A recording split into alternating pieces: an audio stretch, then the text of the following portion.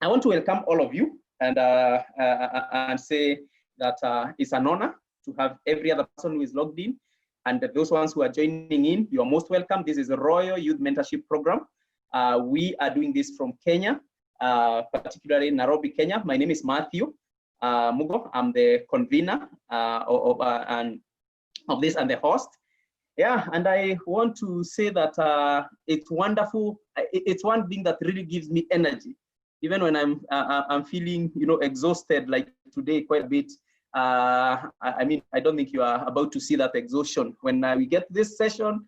I mean, gives me a lot of energy because it's one thing that I know we are doing the right thing. We are impacting lives of generations. We are impacting.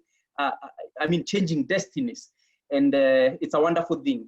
This is a youth mentorship session where we come, we invite speakers, come and handle and talk of different topics, all of which are relevant and are of significance to the youths in our day. And so far, we have had many sessions. I want actually to give you a number. I think, tonight is session number 31. Session number 31. And that is where we have invited guests. We have done 4 others where we do just accountability and feedback, or rather feedback session. And those ones have not counted them 4. So if you add those, we are talking of this being session number 35. Actually, this is session number 32, sorry. So 32 plus the 4. So 36 sessions that we have had from April 10th. It's been phenomenal, and I will tell you, I mean, it is in transformational. We have had speakers who are authorities in very different areas, and wonderful speakers, and we continued growing. That's why we are here tonight. 3 minutes into our time, we are 35 already, and I mean, we are building. I mean, we are growing, and one of the things I will say, other than just being excited, I can see so many people are more excited because of the impact. The impact this is causing. When I listen, those people who inbox me on my WhatsApp number and other forum, when I hear people saying that, I listened to this particular speaker, this particular topic, and my eyes were opened, and I got transformed. I started a business. Yesterday we were discussing with somebody, and she was telling me, you know what, I just sat down and I prayed, and God gave me a revelation, and I just asked myself, what can I start selling? And when she identified something, immediately she started marketing it on WhatsApp, and before the end of the day, she didn't even have it in first place. She just started sharing photos, and by the end of the day, she had gotten orders from 2 people.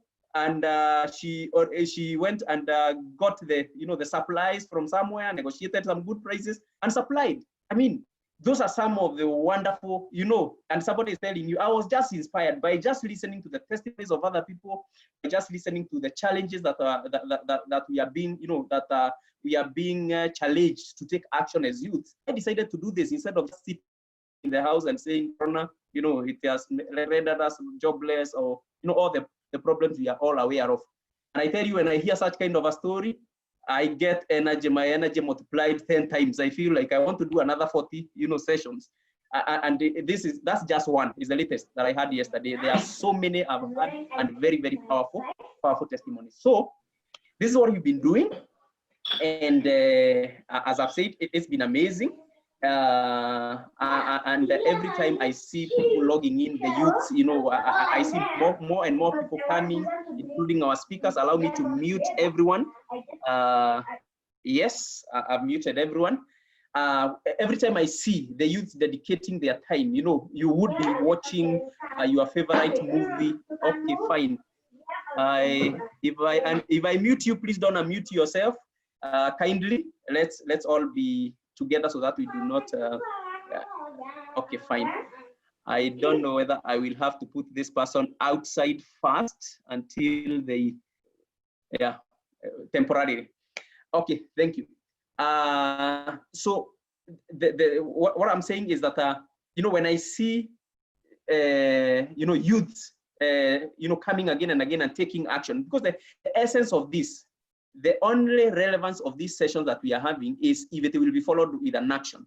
And tonight, today I was watching a clip. I was saying somebody, and it really challenged me. You know, the speaker was saying, do it now. If it's something that you're about to do it now. Don't say that I will do it in the evening. Don't say that I will do it when I create time. Don't do it now. If it is important, it is worth being done, do it now. Because every time you say, I will do it, something, you know, procrastination sets in, and other things come, and before long, I mean, it becomes, well, I remember that idea, but you never implement it. Just implement it to the wall, if you will, then you will learn new lessons. I mean, we started this, see how far God has brought us. And it's just because we took an action. And therefore, I do not want to say more.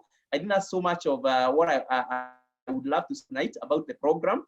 And it's a great honor to have a speaker from all the way from South Africa. And Njeri, it's a wonderful thing. I will say Njeri is a new friend to me.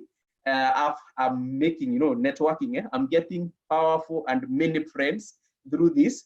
And I was introduced to Njeri by one of our earlier speakers, Joshua Muremi, who is also here. I can see with his family. And yeah, he spoke to us some time back. And one day he just inboxed me and told me, I want to give you a very wonderful speaker from South Africa, and you will not regret. I said, yeah, anytime. And then, therefore, I think I do not want to say more. I want to give the opportunity to Njeri. Please take it over from there. You're most welcome. Thank you very much. Good evening, everybody. Thank you so much for honoring me with your presence and your time. Matthew, I must say I'm wowed by your efforts. I am a mentor. I'm a teacher by profession. I'm an entrepreneur. I'm also a wife and a mother. I have 3 children between 7 and 21 years old. So I represent at least 3 generations as a parent. Therefore, mentorship is very close to my heart. As a teacher, as a parent, and even just as an adult who influences a lot of youths around me.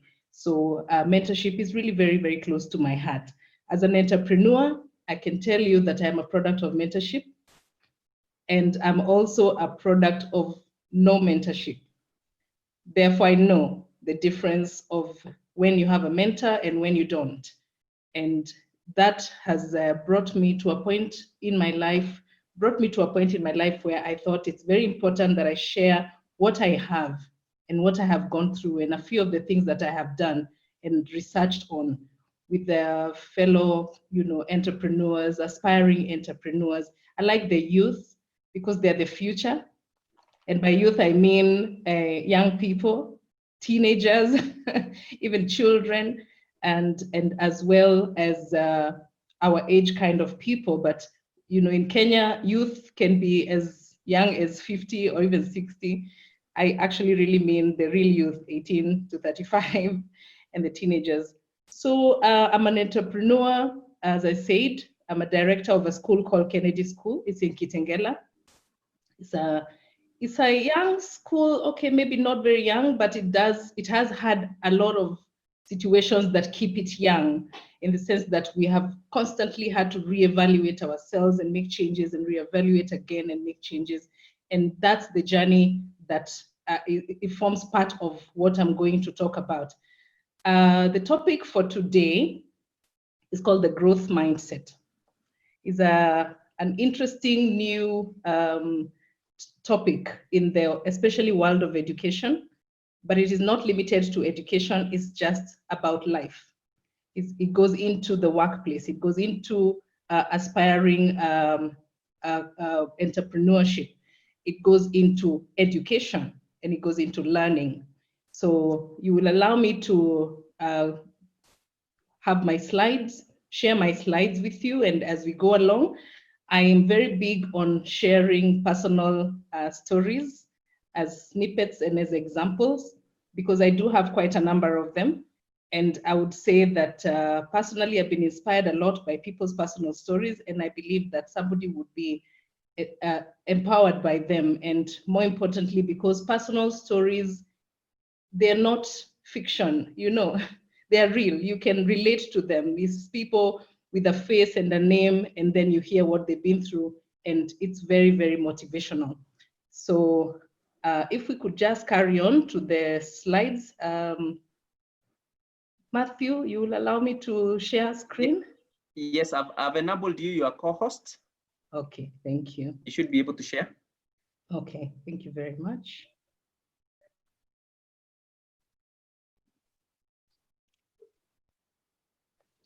Yes, so the topic for today is building a growth mindset. Building a growth mindset. You can see there the picture of my lovely brain lifting weights, and it's trying to build itself just like a muscle. You know, if you want to build muscle, you go to the gym and you lift weights and you grow muscles. So that's what it is. So what is a mindset? A mindset really refers to a set of beliefs, you know, things that you believe in, things that you have grown up hearing until they are ingrained in your psyche and in your thoughts. You know, some of them would be values, your family values, perhaps your religious values, perhaps just the things that you have that have been told to you repeatedly until you have believed them yourself. And a lot of times those are things that refer to our character, refer to our interests, refer to our abilities, refer even to our talents and things like that. There's also assumptions.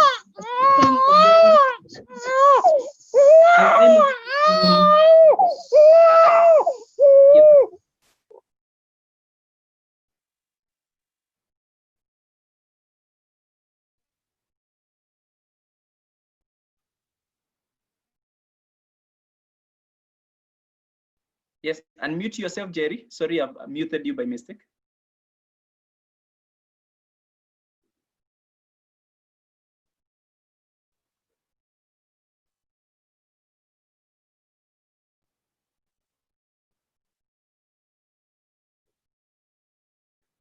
Hello, Jerry, you can unmute yourself. Hope you can hear me.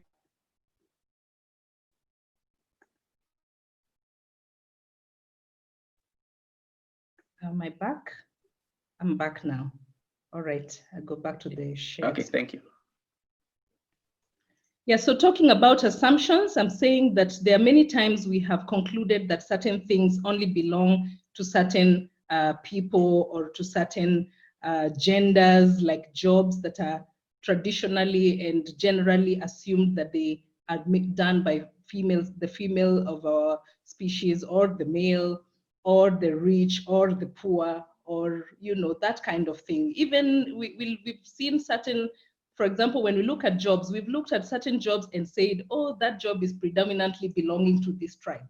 You know, like when they say businessmen are Kikuyu, you know, or, you know, that kind of thing. Those are assumptions, and they come into our mindset, as well as cliches.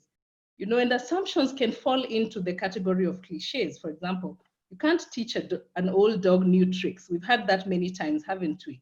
You know, and the question here is, can you teach an old dog new tricks? You know, and by old dog, I don't mean old in years. I mean old in our experiences and old in our mindsets, because mindsets generally take time to form and crystallize.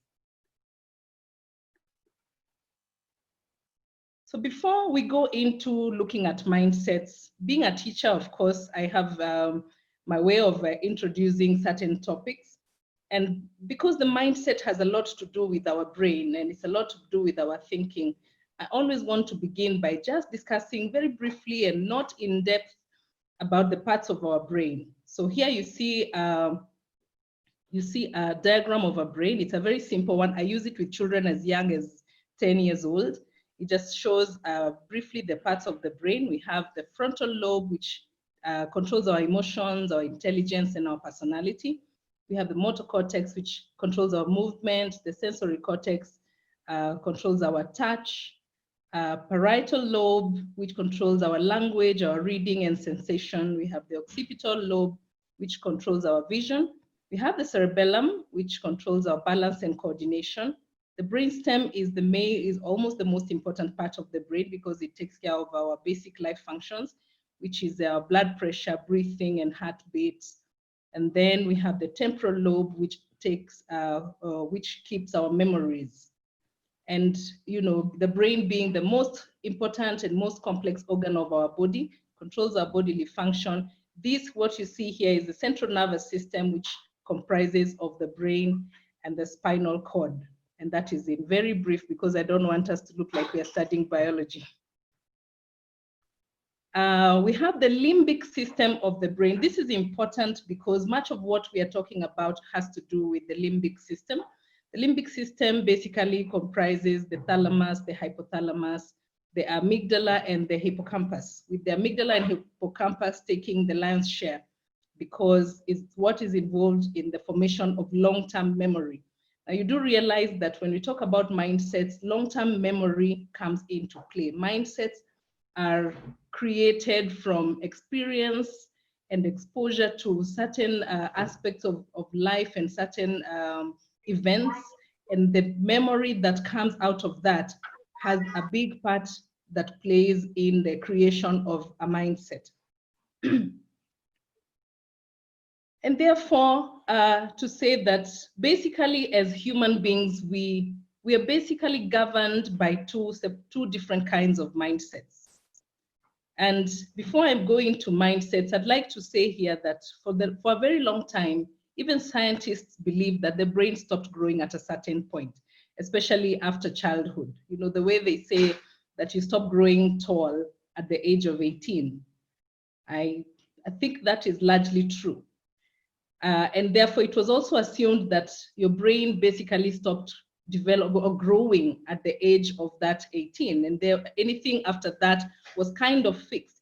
So you were who you are because that's how you were born, And that forms the basis of this discussion, because a lady who is a professor of psychology at Stanford University, her name is Carol Dweck, was the first person to bring a dissenting approach to the psychological study of the brain, and coming up with the concept that the fact is the brain does not fix at a certain age. In fact, at any age, the brain can be changed, trained into something different.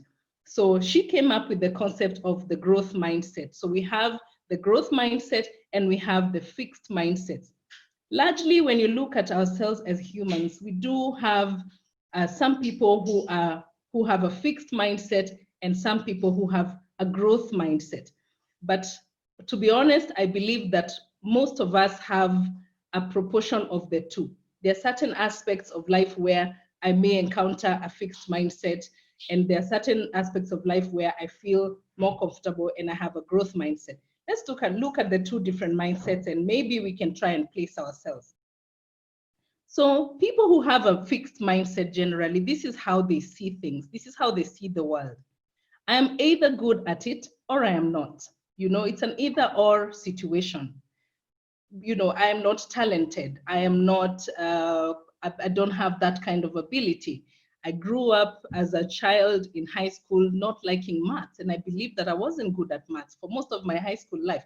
And yes, I didn't do very well in maths either, because I don't think I tried very hard. So that's kind of what I'm talking about when we're talking about fixed mindsets.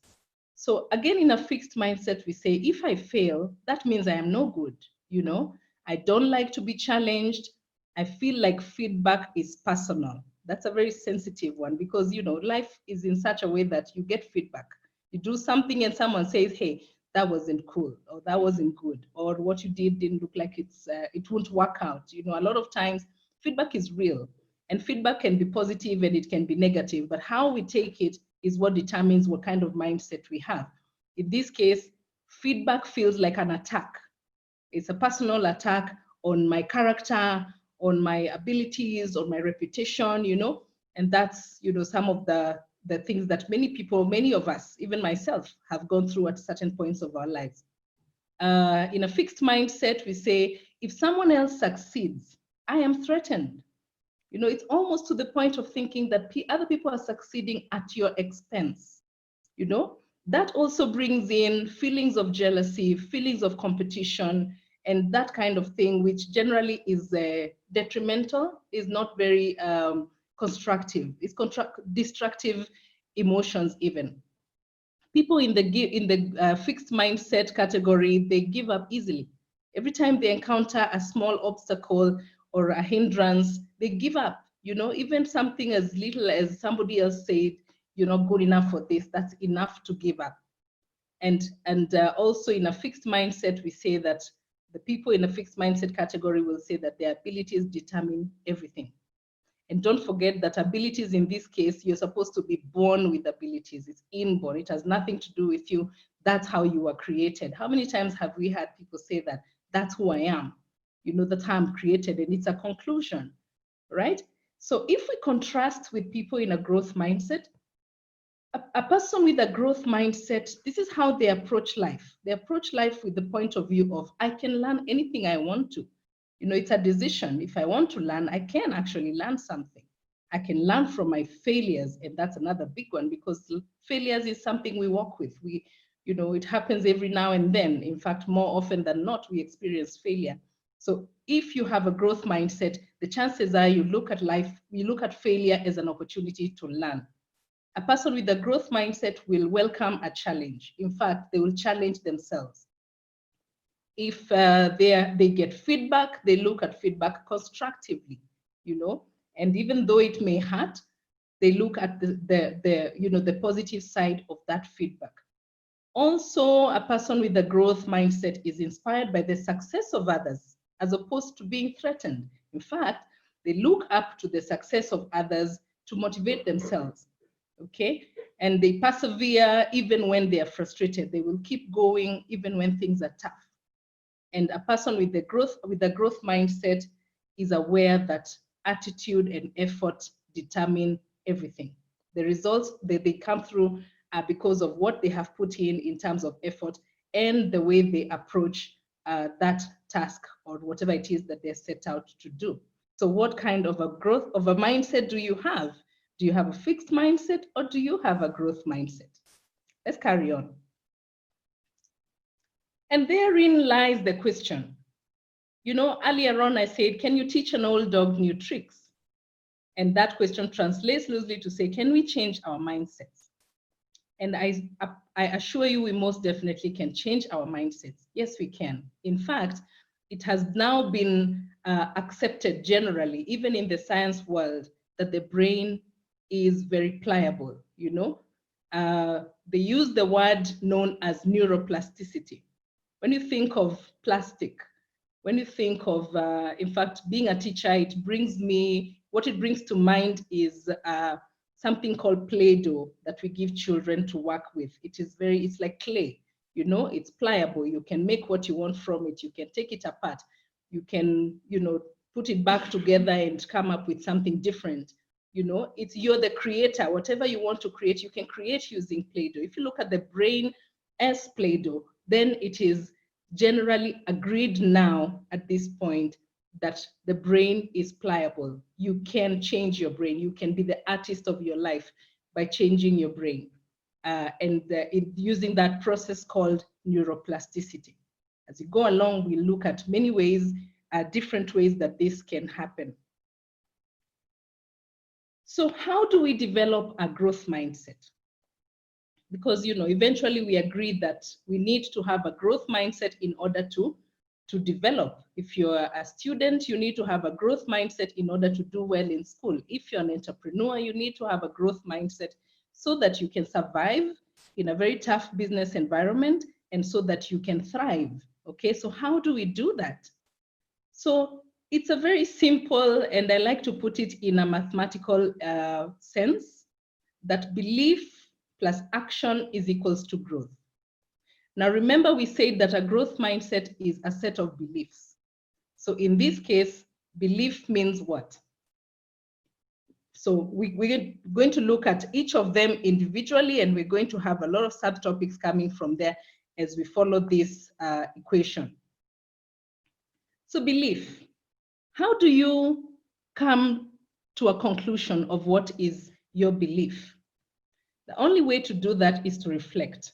And when I'm talking about reflection, I mean a deep and brutally honest introspection. Look inwards into yourself. I like to tell my children that there's 3 people you cannot lie to. You cannot lie to yourself, you cannot lie to God, and you cannot lie to the devil.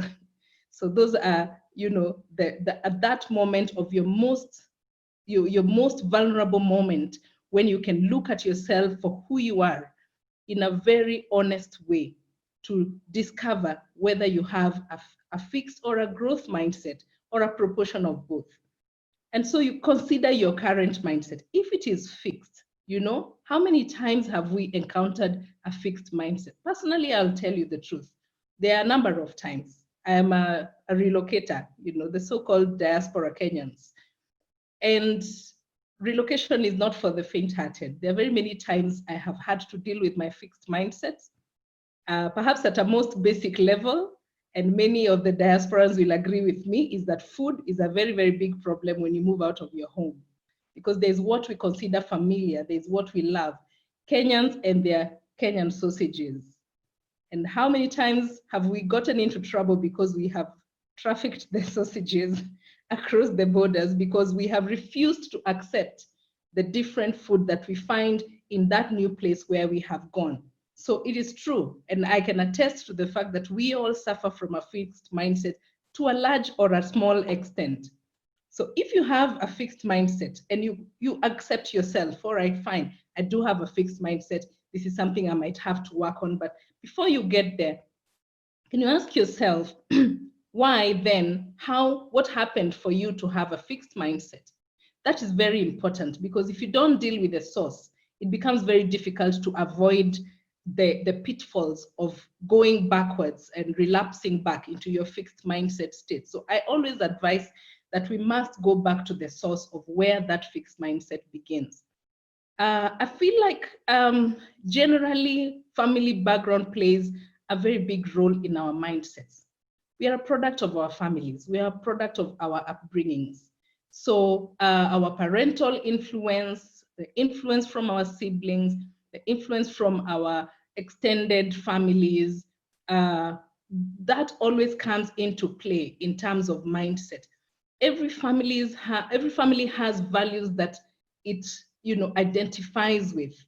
And those values, when you now get out of the comfort of the home, you realize that some of the things we do in our family situations can become very difficult to stand by once you get into the larger community, especially now when you begin to meet up with other people who come also from family backgrounds which are different, And this is the point where we begin to encounter certain issues such as xenophobia.